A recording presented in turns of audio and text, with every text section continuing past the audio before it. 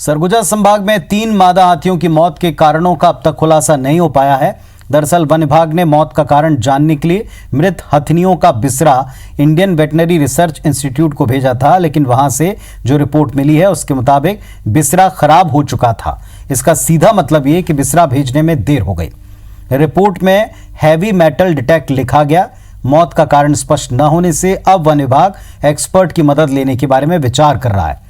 संभाग के सूरजपुर में 9 और 10 जून को 2, बलरामपुर में 11 जून को एक हथिनी का शव मिला था।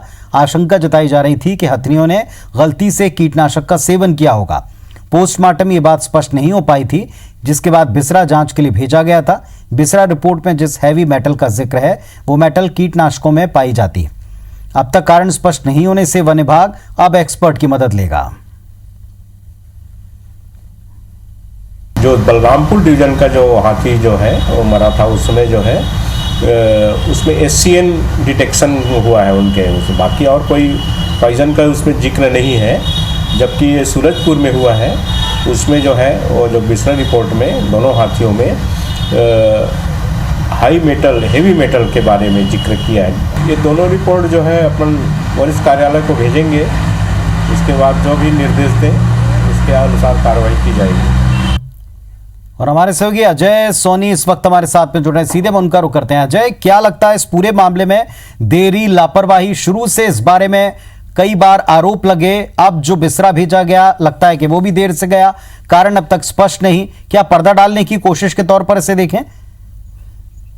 निश्चित तौर पर पुनीत, जब से मादा हाथियों की मौत लगातार जिले में हो रही थी और जिस तरह से वन विभाग की जांच प्रणाली थे उस पर ही कई सवाल खड़े होने शुरू हो गए थे। उसके बाद राज्य से लेकर दिल्ली तक इस मामले में संज्ञान लिया गया। दिल्ली पर वन पर्यावरण मंत्रालय से जांच की टीम भी आई। उनके आने की तिथि और समय को लेकर भी सवाल खड़े हुए। जो तय निर्धारित थी उससे पहले वो जांच करके चले गई ताकि स्थानीय लोगों को इसकी भनक न लगे। और वन विभाग भी इस पर जो जांच पड़ताल की जो कार्रवाई थी वो भी काफी धीमी रफ्तार में देखी गई। जब मादा हाथियों की मौत हुई तब वन विभाग को उसके जो सैंपल कलेक्ट करने में ही 24 घंटे से अधिक का समय लग गया था, क्योंकि वहां पे 12 घंटे से अधिक जो उसके अन्य हाथियों के साथी थे उन्होंने उसे घेर रखा था। लिहाजा वन विभाग और जो स्वास्थ्य विभाग का टीम था वन विभाग का, वो हाथियों का सैंपल कलेक्ट नहीं कर पाया। इससे ये कयास लगाए जा रहे हैं कि जो सैंपल्स कलेक्ट सही समय पे भेजना चाहिए थे वो सैंपल सही समय पे कलेक्ट नहीं हो पाया।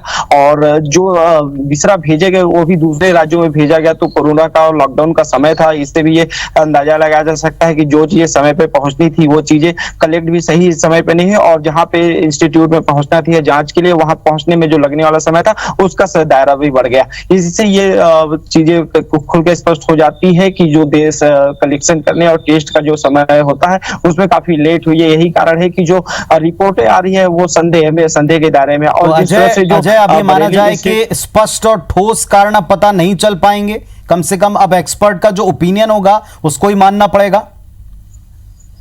निश्चित तौर पे पुनीत, जब से ये 9-10 जून को जब हाथियों की मौत हुई उसके बाद से क्षेत्र में लगातार 8 से 10 दिन लगातार बारिश भी हुई, तो इतना बारिश होना भी तय है कि किसी प्रमाण को वहां से धुलने के लिए तो अब वहां पे वन विभाग अगर जाती है तो ढाक के 3 पात और सिर्फ जो खाना पूर्ति ही रह जाती है, क्योंकि हेवी बारिश के बाद वहां पे कुछ बचेगा नहीं। क्योंकि अगर कीटनाशक वहां पे थे और भी चीजें अगर वहां पे कीटनाशक के साथ फॉरेट अगर वहां पे उपयोग किया गया था तो बारिश में सब धुल गई है। और जो वहां पे सैंपल लेना चाहिए था वो सही समय पे कलेक्ट नहीं हुआ। हालांकि वन विभाग कहता है कि अभी भी कई लैब की रिपोर्ट आना बाकी है, और जो वहां पे स्थित कुएं, तालाब थे, डबरी थे, वहां के पानियों का सैंपल भी अंबिकापुर के लैब में है, उसका रिपोर्ट आना बाकी है। और जिस तरह से एक लाइन में जो बिसरा रिपोर्ट में हेवी मेटल, अब ये खुद में कंफ्यूजन पैदा करता है कि हेवी मेटल किस चीज में पाया जाता है सबसे अधिक। तो जब हेवी मेटल की बात आई है तो अब ये इसमें भी विशेषज्ञों की राय जाननी होगी और उनको भी यहाँ पे आना पड़ेगा कि किन चीजों में वो हेवी मेटल आता है। जैसे कि यहाँ पे सब्जियों में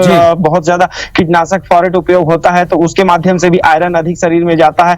तो ये आखिर ये हेवी मेटल किस पदार्थ के साथ मादा हाथियों के पेट में गया और वो किस तरह से उनके मौत का कारण बना वो मेटल। जी पुनीत, चलिए, बहुत शुक्रिया आपका इस पूरे डिटेल के लिए। तो जो बिसरा भेजा गया था वो लेट हो गया और अब बारिश के बाद में माना जा रहा है कि अगर कोई साक्ष्य होंगे तो वो भी मिट चुके होंगे, यानी पूरी तरह सत्य सामने आ पाएगा इन मौतों का ये लगता नहीं है। एक्सपर्ट से सलाह ली जाएगी कि जो रिपोर्ट आई उस आधार पर क्या कारण माना जाए हाथियों की मौत।